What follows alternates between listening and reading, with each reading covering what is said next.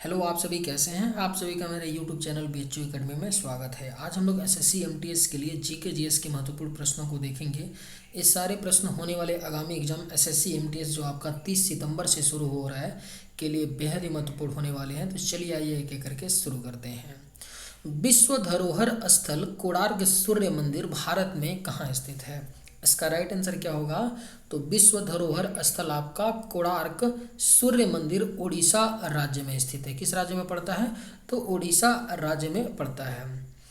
कोणार्क सूर्य मंदिर का जो निर्माण करवाया था तो किसने करवाया था। नरसिंह देव प्रथम ने करवाया था। किसने। नरसिंह देव प्रथम के द्वारा करवाया गया था कोणार्क सूर्य मंदिर का निर्माण। ये कहाँ पर है। तो उड़ीसा में। झारखंड का शिमला किसे कहा जाता है। इसका राइट आंसर क्या होगा। तो झारखंड का शिमला कहा जाता है। रांची शहर को झारखंड का शिमला कहा जाता है। बुलंद दरवाजा का निर्माण किसने करवाया था। इसका राइट आंसर क्या होगा। तो बुलंद दरवाजा का जो निर्माण है अकबर ने करवाया था। बुलंद दरवाजा का निर्माण। बुलंद दरवाजा कहाँ पर पड़ता है। तो आपका फतेहपुर सीकरी में पड़ता है। फतेहपुर सीकरी में। और ये फतेहपुर सीकरी कहाँ पड़ता है। तो यूपी के आगरा शहर में है फतेहपुर सीकरी। यहीं पर आपका बुलंद दरवाजा है। अकबर ने गुजरात विजय के उपलक्ष्य में बुलंद दरवाजा का निर्माण करवाया था। विद्यासागर सेतु कहाँ पर स्थित है। इसका राइट आंसर क्या होगा। तो विद्यासागर जो सेतु है आपका कोलकाता में स्थित है। विद्यासागर सेतु। दिल्ली की जामा मस्जिद को किसने बनवाया। इसका राइट आंसर क्या होगा। तो दिल्ली की जामा मस्जिद का निर्माण जो है मुगल सम्राट शाहजहां ने करवाया। दिल्ली की जामा मस्जिद का निर्माण। इसका निर्माण कब किया गया था। तो शाहजहां ने 1650 ईस्वी में जामा मस्जिद की आधारशिला रखी थी और इसको बनाने में 6 वर्ष लगे थे। जामा मस्जिद को बनाने में। और जामा मस्जिद को बन करके कब तैयार हो गया। तो 6 वर्ष लगे थे, यानी 1656 ईस्वी में बन करके आपका जामा मस्जिद तैयार हो गया था। ठीक है, तो आप लोग दोनों सन याद रखिएगा। 1650 में जामा मस्जिद की आधारशिला शाहजहां रखता है और 6 साल यानी बाद 1656 में बन करके तैयार हो जाता है।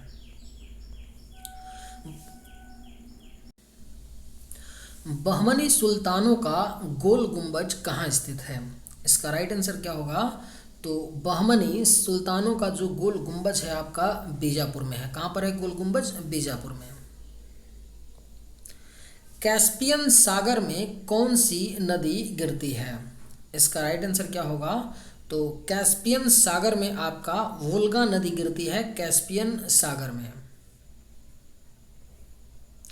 निम्न में से कौन सी नदी भ्रंश घाटी से होकर बहती है। इसका राइट आंसर क्या होगा।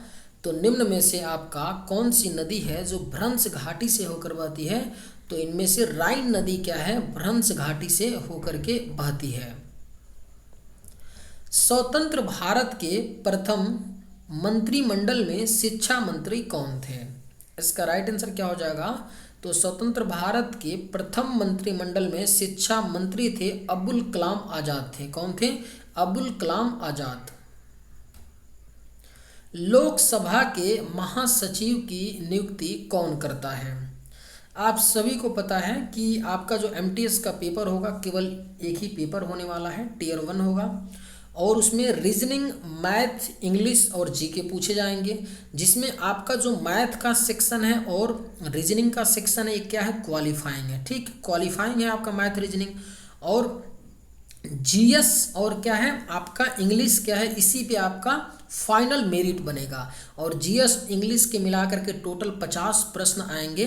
GK के आपके कितने 25 और इंग्लिश के 25। अब देखिए समस्या है कि 25 GK में से अगर आप लोग एटलीस्ट 24 नहीं करते हैं, एटलीस्ट 23 से 24 नहीं करते हैं 25 में से, और इसी तरह इंग्लिश में से 24 में से 25 में 24 या 25 नहीं करते हैं एटलीस्ट, यानी कुल मिला करके ओवरऑल अगर आप समझिएगा ध्यान से 47 प्लस राइट आंसर 50 में नहीं करते हैं तो आपका सिलेक्शन नहीं होगा। ठीक है, इस बात को आप लोग ध्यान रखिएगा। इसलिए जितना इम्पोर्टेंट आपका इंग्लिश हो जाता है उतना ही इम्पोर्टेंट आपका जीके हो जाता है। पहले का सिनारियो कुछ और था जब मैथ और रीजनिंग क्वालिफाइंग नहीं था, आप जीके में कम मार्क्स भी ला करके सिलेक्शन ले लेते थे, लेकिन आज का ऐसा सिनारियो नहीं है। जीके में भी आपको 25 में से एट लीस्ट 23 तो करना ही पड़ेगा, ठीक है। तो बाकी के समय बचे हैं, जो भी बचे हैं आपके, उसमें जीके के प्रश्नों पे ज़्यादा फोकस करिए। लोकसभा के महासचिव की नियुक्ति कौन करता है? इसका राइट आंसर क्या हो जाएगा? तो ऑप्शन सी, लोकसभा का अध्यक्ष करता है लोकसभा के महासचिव की नियुक्ति। भारत की आज़ादी के समय कांग्रेस का अध्यक्ष कौन थे? इसका राइट आंसर क्या हो जाएगा? तो भारत की आज़ादी के समय जो कांग्रेस के अध्यक्ष थे, जेबी कृपलानी थे आज़ादी के समय कांग्रेस के अध्यक्ष। इंडियन लिबरल फेडरेशन की स्थापना किसने की थी? इसका राइट आंसर क्या हो जाएगा? तो इंडियन लिबरल फेडरेशन की स्थापना जो है एस.एन. बनर्जी ने किया था। इंडियन लिबरल फेडरेशन की स्थापना। 1857 के विद्रोह को किस उर्दू कवि ने देखा था? इसका राइट आंसर क्या हो जाएगा?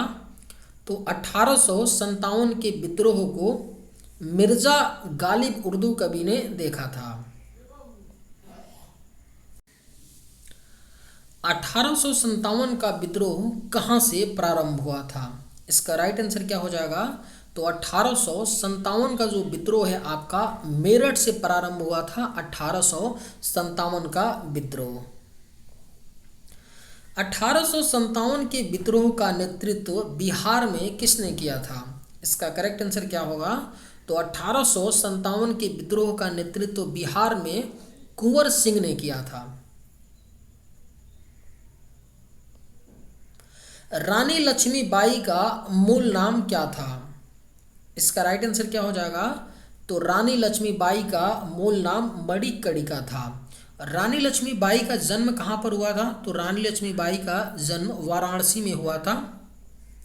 रानी लक्ष्मीबाई पर एक मूवी भी बनी है इनके, उस मूवी का क्या नाम है? मणिकर्णिका मूवी है। अगर मणिकर्णिका मूवी, इसमें लीड एक्ट्रेस आपकी कंगना रनौत है। मणिकर्णिका मूवी को अगर आप लोग देख लेंगे तो रानी लक्ष्मीबाई के जीवन के सारे पहलुओं के बारे में आप लोग अच्छे से समझ जाएंगे। तो आप लोग एक बार मूवी जरूर देखिएगा।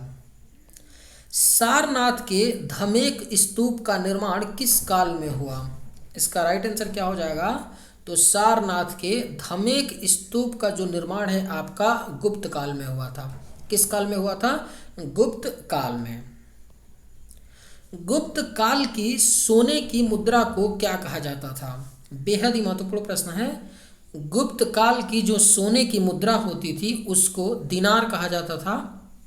गुप्त काल की सोने की मुद्रा को दिनार। कुमार संभव महाकाव्य किस कवि ने लिखा था? इसका राइट आंसर क्या हो जाएगा?